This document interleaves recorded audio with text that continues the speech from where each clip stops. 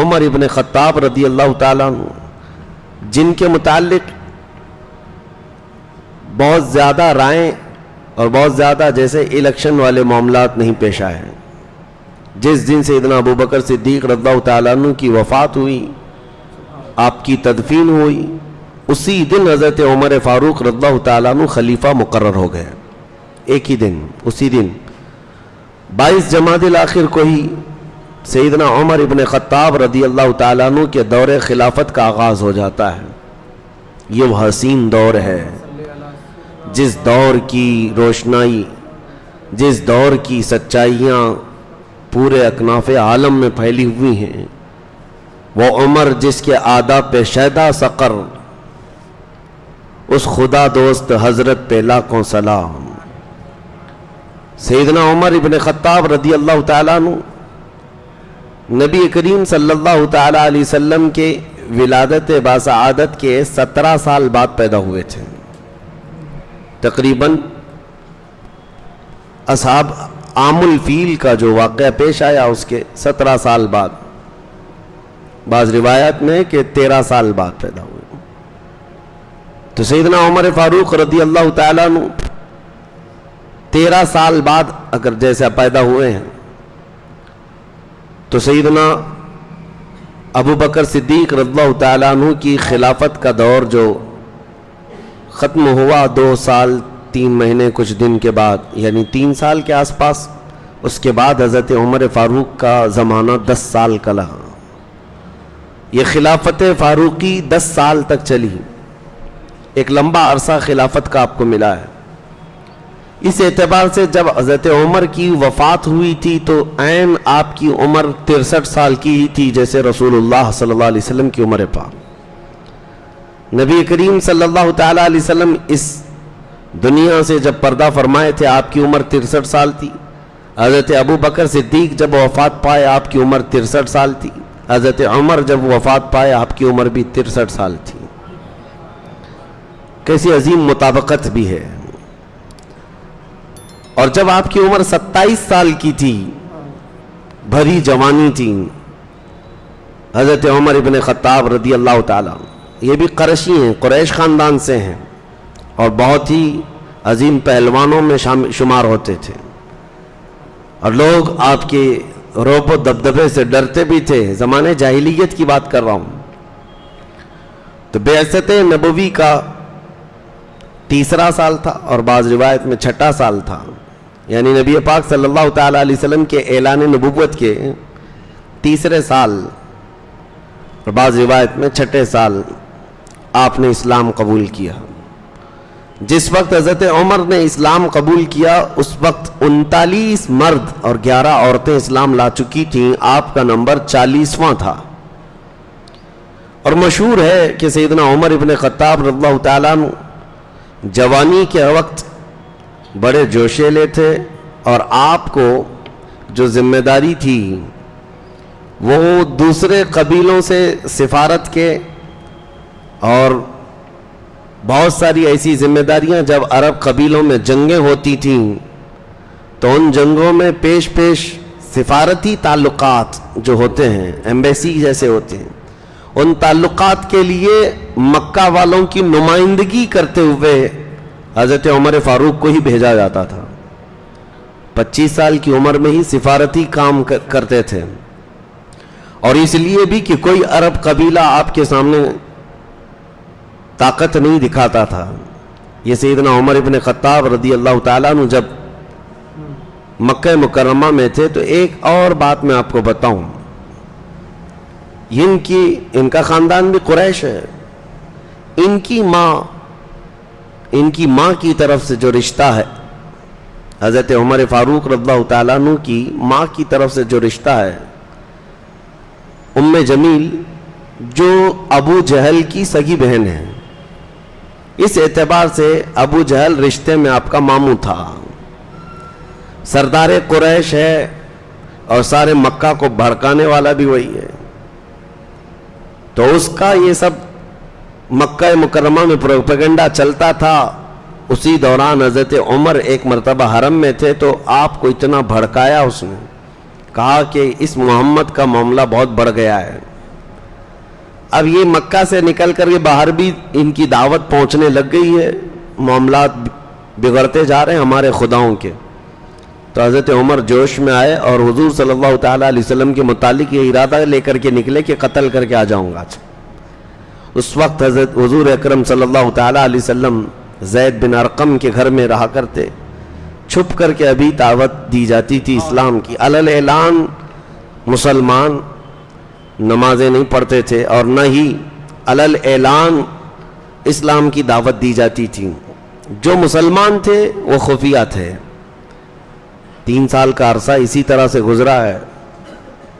تو حضرت عمر نے اپنا واقعہ اسلام لانے کا خود ہی بیان کیا ہے کہ میں تلوار اٹھائے نکلا تھا جوش میں کہ جاؤں اور اس محمد کا آج کام تمام کر دوں, ختم کر دوں, تاکہ ہمارے خداؤں کا جو دین ہے وہ ویسے ہی برقرار رہے اور نیا دین مکہ میں آنے نہ پائے. وہ جب جا رہے تھے راستے میں بنو زہرہ ایک قبیلے کے شخص ہیں, وہ صحابی تھے, مومن تھے. انہوں نے دیکھا کہ عمر کہاں جا رہے ہیں, بہت غیظ و غضب میں ہے. روک کر کے پوچھا کہاں جا رہے ہو؟ کہا اس صحابی کا, یعنی دین سے پھرے ہوئے آدمی کا میں قتل کرنے جا رہا ہوں. حضور کا اشارہ کیا تو اس صحابی نے دیکھا کہ ان کا ارادہ بڑا سخت ہے اور حضور صلی اللہ تعالیٰ علیہ وسلم کے قتل کے لیے جا رہے ہیں. تو انہوں نے ان کا راستہ روکنے کے لیے کہا کہ کیا ہوگا تمہیں قتل کر کے, کیا ملے گا؟ اس طرح ان کو ٹالنے لگے. تو حضرت عمر اور غصے میں آئے, کہا لگتا ہے تم بھی بے دین ہو گئے ہو, تم بھی ہمارے آبا و اجداد کے دین سے پھر گئے ہو, میں تمہارے ساتھ بھی وہی کروں گا. تو وہ جو صحابی تھے انہوں نے کہا اس سے بھی تعجب کی بات میں نہیں بتاؤں تم کو, میں تو ہوا ہی ہوں, لیکن تمہارے گھر میں جا کر دیکھو تمہاری سگی بہن اور بہنوی بھی اسلام لا چکے. ان کو اتنا غصہ آیا, کہا میری بہن, ان کی بہن فاطمہ بنت خطاب اور ان کے بہنوی حضرت سعید, یہ دونوں اسلام لا چکے ہیں. حضرت عمر نے کہا پہلے میں اپنے گھر کا قصہ ختم کر دیتا ہوں. آئے تو اپنی بہن کے گھر, تو اس وقت ایک صحابی حضرت خباب, وہ ان کو قرآن پڑھا رہے تھے, یعنی حضرت عمر کی بہن اور بہنوی کو اندر قرآن پڑھا رہے تھے. حضرت عمر باہر کھڑے ہو کر سن رہے تھے. زور زور سے دروازہ پیٹنا شروع کر دیا. بہن ڈر گئی اور بہنوی بھی ڈر گئے کہ عمر آئے. تو حضرت خباب کو پردے میں اندر چھپا دیا اور دروازہ زور سے کھولا. اندر جاتے ہی حضرت عمر کا جوش یہ تھا, کہا کہ یہ کیا ہو رہا ہے, تم لوگ دین اسلام میں آ گئے ہو, ہمارے آبا و اجداد کا دین چھوڑ چکے ہو. آؤ دیکھا نہ تاؤ, مارنا شروع کیا. اپنے بہنوی کو اتنا مارا, وہ بیچ بچاؤ کے لیے بہن آئی تو ان کو بھی مارا, ناک پھٹ گئی. مار مار کر کے زخمی کر دیا بہن کو بھی اور بہنوی کو. خود کو ترس آیا بعد میں کہ میں اپنی سگی بہن کو مارا اتنی.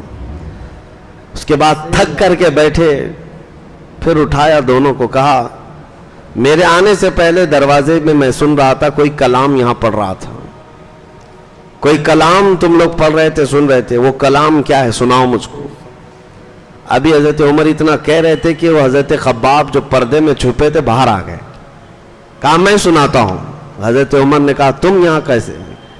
کہا جو کلام تم سن رہے تھے وہ میں ہی پڑھ رہا تھا. پھر حضرت خباب نے قرآن کی آیتیں تلاوت کرنی شروع کی. قرآن کی آیتیں جب صحابہ پڑھتے تھے تو ایسا اثر ہوتا تھا کہ پتھر بھی ہل جائے. حضرت عمر سنتے گئے سنتے گئے سنتے گئے. اس کے بعد اٹھ جاتے ہیں اور کہتے ہیں میں اس محمد صلی اللہ علیہ وسلم سے ملاقات کر کے آؤں گا. ان کی بہن اور بہنوی دونوں تھوڑا سا ان کو خوشی اس بات کی حاصل ہوئی کہ عمر کا دماغ تبدیل ہوتا ہوا نظر آ رہا ہے. تب حضرت خباب جو وہاں تھے گھر کے اندر موجود تھے, انہوں نے کہا گھبرانے کی ضرورت نہیں ہے, عمر رسول اللہ کا قتل کرنے نہیں جا رہے ہیں. اس لیے کہ کل شام کو ہی میں نے رسول اللہ کو یہ دعا کرتے سنا تھا, اے اللہ عمر بن خطاب کے ذریعے اسلام کو فوقیت عطا فرما, اسلام کو عزت عطا فرما. اللہم اعز الاسلام بعمر, اے اللہ اسلام کو عزت عطا کر عمر بن خطاب کے ذریعے سے. کہا میں نے کل رسول اللہ سے یہ دعا سنی ہے, ہو سکتا ہے وہ دعا آج ہو گئی ہے. تو عمر ابن خطاب گئے, تلوار حمائل تھی. زید بن ارقم کے گھر میں چند صحابہ تھے, رسول پاک صلی اللہ علیہ وسلم تھے. جیسے ہی صحابہ نے آتے ہوئے دیکھا سب کھڑے ہو گئے, کہا عمر بن خطاب آ رہے ہیں اور ساتھ میں تلوار بھی ہے. امیر حمزہ رضی اللہ تعالیٰ عنہ جو صرف ان کے سے 3 دن پہلے ایمان لائے ہوئے تھے اور رسول اللہ کے چچا تھے, اور حضور صلی اللہ تعالیٰ علیہ وسلم سے بہت ہی قرابت ایسی تھی کہ حضرت امیر حمزہ حضور صلی اللہ تعالیٰ علیہ وسلم کے ہم عمر تھے, ایک عمر کے تھے, اور دونوں نے ایک ہی خاتون کا دودھ بھی پیا تھا. چچا تھے, بھتیجے تھے, لیکن عمر ایک تھی. دونوں نے ایک حضور پاک صلی اللہ تعالیٰ علیہ وسلم کے وہ دودھ شریک بھی تھے. حضرت حمزہ بہت ہی سیریس تھے ان سب معاملات میں, دفاع ناموس رسالت پر. وہ کھڑے ہو گئے اور کہا عمر اگر اچھی نیت سے آ رہا ہے تو ٹھیک ہے, استقبال ہے, اور اگر کوئی غلط نیت ہے تو حمزہ اس کی یہاں سے واپس جانے کے لیے کوئی راستہ چھوڑے گا نہیں. تو حضرت حمزہ کو کھڑے ہوتے دیکھ کر صحابہ نے خاموشی اختیار کی. عمر ابن خطاب آئے, تلوار تو تھی. حجرے میں آتے ہی رسول پاک صلی اللہ تعالیٰ علیہ وسلم کے سامنے تلوار رکھ دی اور کہا آپ جس دین کی دعوت دینے کے لیے کلمہ پڑھاتے ہیں وہ کلمہ مجھے بھی عطا فرمائے. قرآن کی چند آیتیں ہی سنی تھی اور اس کے بعد پورا دل بدل گیا تھا. نبی پاک صلی اللہ تعالیٰ علیہ وسلم نے جیسے ہی انہیں مشرف اسلام کیا, جو صحابہ وہاں موجود تھے, یہ پہلا نعرہ تھا جو مکہ میں بلند آواز سے لگا تھا. صحابہ جوش میں نعرہ لگائے. عمر ابن خطاب کے ایمان لانے کی خوشی سب کو تھی. اب اس کے بعد سب سے پہلا کام جو ہوا حضرت عمر کی طرف سے, جو ان کی اولیات ہیں, جو ان کی خصوصیات ہیں حضرت عمر کی, حضور صلی اللہ تعالیٰ علیہ وسلم سے احکام اسلام سیکھتے رہے. دین اسلام کی خصوصیات حاصل کرنے کے بعد آپ نے سب سے پہلے یہ سوال کیا, اے اللہ کے رسول, ہمارا دین سچا ہے, ہمارا دین سچا ہے؟ کہا بالکل سچا ہے. تو کہا پھر یہاں کمرے کے اندر کیوں حرم میں جا کر نماز پڑھیں گے, حرم میں خانہ کعبہ کے پاس جائیں گے. حضور صلی اللہ تعالیٰ علیہ وسلم نے ان کی بات کو رد نہیں فرمایا. 40 مرد تھے اس وقت. حضور نے فرمایا کہ نکلو. 2 صفیں لگی تھی مکہ مکرمہ کی گلیوں سے, یہ گزرتے جا رہے تھے. ایک صف کے آگے حضرت عمر تھے, دوسری صف کے آگے امیر حمزہ تھے, اور ان کے سامنے کوئی بہادر کھڑا ہونے کو تیار نہیں تھا. تو حضرت عمر کے ایمان لانے کے بعد سب سے پہلے سارے صحابہ مومنین راستوں پر چلتے ہوئے حرم پاک میں داخل ہوئے اور علل اعلان وہاں پر نماز ادا کی یا عبادت کی. اور پہلا خطبہ حرم میں جنہوں نے دیا وہ حضرت ابوبکر صدیق تھے. اس کے بعد نبی پاک صلی اللہ تعالیٰ علیہ وسلم نے عمر بن خطاب کو اسی دن ایک لقب عطا کیا, تم فاروق ہو. فاروق کا مطلب ہے فرق پیدا کرنے والا کفر اور اسلام کے درمیان. اس دن آپ نے ایسا واضح فرق بتا دیا مومنین کون ہوتے ہیں. سیدنا عمر ابن خطاب رضی اللہ تعالیٰ عنہ کے اسلام لانے کے بعد آپ اگرچہ بڑے پہلوان تھے, سارے تھے, لیکن پھر بھی مشقتیں برداشت کیں, کیونکہ عرب سب ایک طرف ہو جاتے تھے, خاندان کے خاندان, قبیلوں کے قبیلے دشمنی پر اتر آتے تھے. اور اس کے بعد جب رسول کریم صلی اللہ تعالیٰ علیہ وسلم کی ہجرت کا وقت آیا تو حضور صلی اللہ تعالیٰ علیہ وسلم سے پہلے ہی حضرت عمر نے ہجرت کی تھی. حضور صلی اللہ تعالیٰ علیہ وسلم ابھی مدینے گئے نہیں تھے اس سے پہلے. اور حضرت عبداللہ بن مسعود کہتے ہیں کہ ہم نے مکہ سے جتنے صحابہ ہجرت کی ہے سب کی ہجرت پتہ ہے, لیکن عمر بن خطاب نے جیسی ہجرت کی ہے ویسی کسی نے نہیں کی. کہا اس میں کیا ہے؟ کہا سب رات کے وقت یا پھر الگ انداز سے خفیہ راستوں سے ہجرت کر کے جاتے, کیونکہ مکہ والے پکڑتے تو مارتے بھی تھے, مال لوٹتے بھی تھے, بہت سارے تھے. لیکن عمر ابن خطاب کو جس دن ہجرت کرنی تھی سواری لیا, سامان لیا اور سیدھے حرم میں آئے اور خانہ کعبہ کا 7 مرتبہ طواف کیا. وہاں قریش کے بڑے بڑے سردار بیٹھے ہوئے تھے, سب کو پکار کر کے کہا عمر بن خطاب آج سے مکہ چھوڑ کر ہجرت کر کے مدینہ جا رہا ہے, تم میں سے کسی کی ماں نے دودھ پلایا ہے تو عمر کا مقابلہ کرو. سارے سرداران قریش دیکھتے رہے. حضرت عمر طواف کر کے شاہانہ انداز میں ہجرت کر کے چلے گئے, کوئی آپ کو چھو نہ سکا. سیدنا عمر فاروق رضی اللہ تعالیٰ عنہ ایک مرتبہ ابو جہل کو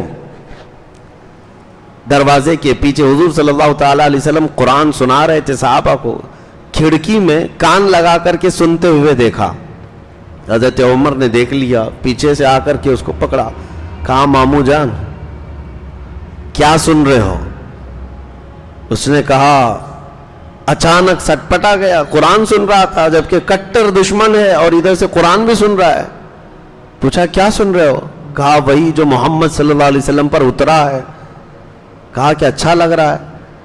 کہا عمر کسی کو بتانا مت, اللہ کی قسم اس سے بہتر کلام میں نے سنا ہی نہیں.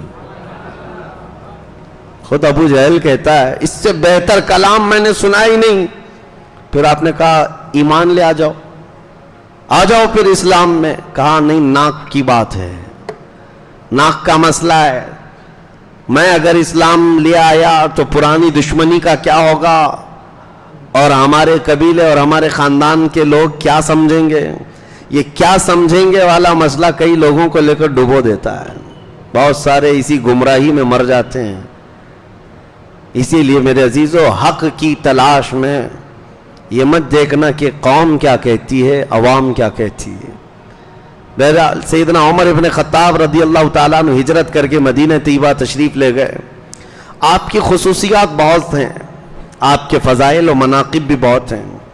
اب چونکہ تاریخ اسلام ہم لے کر کے چل رہے ہیں شروع سے, اور کربلا تک کی تاریخ آپ کو سنانی ہے انشاءاللہ, تو یہ ہمارا سفر چل رہا ہے تو اب دور فاروقی میں آ گیا ہے. ظاہر سی بات ہے تاریخ اسلام میں اگر حضرت عمر کا نام نہ آئے تو اس تاریخ مکمل بھی نہیں ہو سکتی. بلکہ میں یہ کہتا ہوں کہ ایسی بنیادیں ہیں تاریخ اسلام کی. لفظ تاریخ بھی اگر میں آپ کو کہوں, لفظ تاریخ یہ بھی حضرت عمر فاروق رضی اللہ تعالیٰ عنہ کی قائم کی ہوئی ہے. جو آج ہم ہجری تاریخ لے کر کے چل رہے ہیں, ابھی محرم کی یہ تاریخیں چل رہی ہیں, اور اب سال کون سا چل رہا ہے, 1445. مسلمانوں کو یہ بھی یاد ہونا چاہیے, یہ جو ہجری سال ہے یہ حضرت عمر فاروق رضی اللہ تعالیٰ عنہ کا قائم کیا ہوا ہے. تو ظاہر سی بات ہے جس نے تاریخ کی بنیاد رکھی, پھر جب تاریخ بیان ہو تو اس کا بیان تو ہوگا ہی. لیکن سیدنا عمر ابن خطاب رضی اللہ تعالیٰ عنہ کے فضائل و مناقب بیان سے بہت زیادہ ہیں, بہت زیادہ ہیں. بس ان کی فضیلت میں اتنی بات کافی ہے کہ میرے آقا صلی اللہ تعالیٰ علیہ وسلم نے فرمایا, کل جیسے میں نے ایک حدیث بتائی تھی حضرت ابو بکر صدیق کی فضیلت میں اتنا کافی ہے کہ رسول اللہ صلی اللہ علیہ وسلم نے فرمایا جتنے لوگوں نے میرے ساتھ احسان کیا میں نے سب کے احسان کا بدلہ چکا دیا سوائے ابو بکر کے. یہ ان کی فضیلت میں کافی ہے. اللہ کے نبی نے فرمایا. عمر ابن خطاب رضی اللہ تعالیٰ عنہ کی فضیلت میں اتنی بات کافی ہے کہ میرے آقا نے فرمایا اگر میرے بعد کوئی نبی ہوتا تو وہ عمر ہوتے, لیکن میں خاتم النبیین ہوں, میرے بعد کوئی نبی نہیں ہوگا. تو یہ اتنی فضیلت کافی ہے. بلکہ حضرت کعب احبار رضی اللہ تعالیٰ عنہ وہ فرماتے ہیں کہ حضرت عمر کی پوری زندگی دیکھو تو بنی اسرائیل میں ایک بادشاہ تھا, اس بادشاہ سے ملتی جلتی ہے ساری اسی طرح سے. اور آپ کے اوصاف حمیدہ, آپ کے خصائل, آپ کے مناقب, آپ کی فضیلتیں صرف احادیث میں نہیں ہے, تورات و انجیل میں بھی آئی ہوئی ہیں. پرانی کتابوں میں بھی حضرت عمر فاروق رضی اللہ تعالیٰ عنہ کے متعلق بشارتیں آئی ہوئی. یہ جو صحابہ ایمان لائے یہودیت سے یا عیسائیت سے, انہوں نے کہا ہے کہ ہم نے مقدس کتابوں میں یہ تذکرہ سنا ہے, اس اعتبار سے حضرت عمر کا تذکرہ تھا. یہ عزیزان گرامی وقار, سیدنا عمر فاروق رضی اللہ تعالیٰ عنہ کی فضیلت میں میرے آقا نے جو فرمایا کہ جس راستے سے عمر گزرتا ہے شیطان اس راستے پر نہیں آتا, ان کی خوشبوؤں سے شیطان بھاگ جایا کرتا ہے. بس یہ ہے کہ آپ کی طبیعت میں تھوڑی صلابت تھی, سختی تھی, وہ فطری تھی, بچپن سے تھی.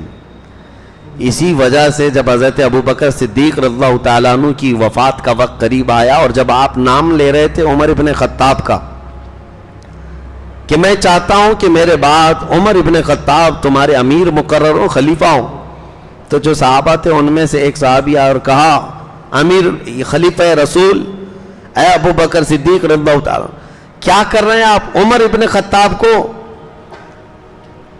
ان کی سختی کے آگے کون ٹک پاتا ہے؟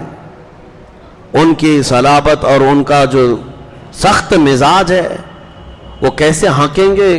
تو حضرت ابو بکر صدیق رضی اللہ تعالیٰ عنہ نے اس وقت بیماری کے عالم میں ہی تمام صحابہ اور مومنین کو ایسا قائل کیا اور فرمایا کہ یہ دین مصطفیٰ ہے، نبی کریم صلی اللہ تعالیٰ علیہ وسلم کا لایا ہوا نظام ہے، اس نظام کے لیے صلابت اور سختی کی بہت ضرورت ہے، دین اسلام کی سرحدیں بڑھتی جا رہی ہیں۔ صحابہ نے پھر محسوس کیا کہ اب ہمیں ایسا امیر بھی چاہیے جو اتنا سخت ہو، اتنا سخت ہو، اور سختی کس بات میں؟ صرف شریعت مصطفیٰ میں، باقی اپنی ذات کے لیے اپنے نفس کے لیے نہیں۔ تو صحابہ نے بالاتفاق آپ کو امیر مقرر کر لیا تھا۔ حالت تو یہ تھی کہ حضرت عمر فاروق کندھے پر کوڑا لے کر کے بازار میں گھومتے تھے، جب مدینے کے بازاروں میں جاتے تھے کوڑا ان کا کندھے پر ہی رہتا تھا، جہاں جس کو کچھ گناہ کرتے ہوئے پاتے وہیں کوڑے لگاتے تھے۔ شریعت مصطفیٰ میں کوڑے کی بھی ضرورت پڑتی ہے۔ بعض لوگ یہ کہتے ہیں ہر چیز پیسفلی ہونی چاہیے، امن کے ساتھ ہونی چاہیے۔ اگر سارے انسانوں کے طبیعت میں امن ہی ہوتا تو پولیس کی بھی ضرورت نہیں ہوتی، لیکن ایسا حقیقت میں ہے نہیں۔ دنیا کی ہر کنٹری، دنیا کا ہر نظام پولیس کا شعبہ رکھتا ہے، ایک ڈپارٹمنٹ رکھا جاتا ہے۔ کیوں؟ کرائم پر کنٹرول کے لیے، اور ان کو سختی کرنے کا حکم بھی دیا جاتا ہے، کیونکہ انسانوں کی طبیعت میں ہے، فطرت میں ہے کہ ان کو کچھ سختیاں ایسی ہیں جو سیدھے راستے پر رکھ سکتی ہیں۔ حضرت عمر فاروق رضی اللہ تعالیٰ عنہ کے، میں اب آپ کو یہ بات اس لیے کہہ رہا ہوں کہ یہ ابھی آپ کو سننا ضروری ہے کہ آپ کے اندر کی یہ جو سختی تھی، صلابت تھی، اور آپ جو فیصلے لیتے تھے، اس کا اثر بڑے بڑے صحابہ پر بھی ہوا ہے، بڑے بڑے صحابہ پر بھی اس کا اثر ہوا ہے۔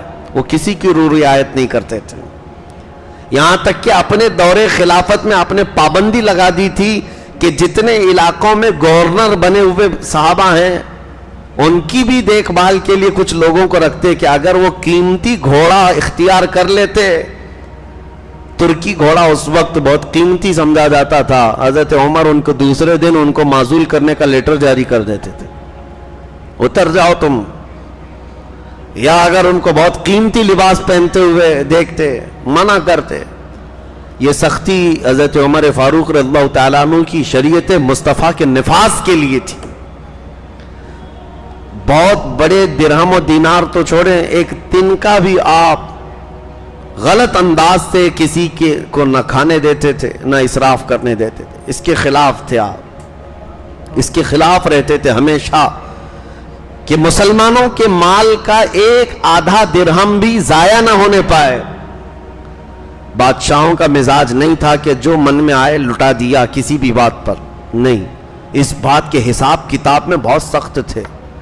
یہاں تک کہ آپ کو میں بتاؤں، اپنے بیت المال کا جو داروغہ تھا اس کو آپ نے اتنا سخت بنا رکھا تھا حساب کتاب کے لیے کہ حضرت عمر فاروق خود بھی اگر بیت المال سے کبھی قرضہ لیتے تو وہ بیت المال کا داروغہ آپ سے لڑنے کے لیے آ جاتا تھا۔ دوستو، ہم امید کرتے ہیں کہ یہ ویڈیو آپ کو بے حد پسند آیا ہوگا۔ اگر آپ مفتی سلمان اجری صاحب کے اور بھی ویڈیوز دیکھنا چاہتے ہیں تو آپ ہمارے چینل پر جا کر بہت ہی آسانی سے دیکھ سکتے ہیں۔ مفتی سلمان اجری صاحب ہر مسئلے پر کھل کر بولتے ہیں اور یہی بات سے وہ مشہور ہیں۔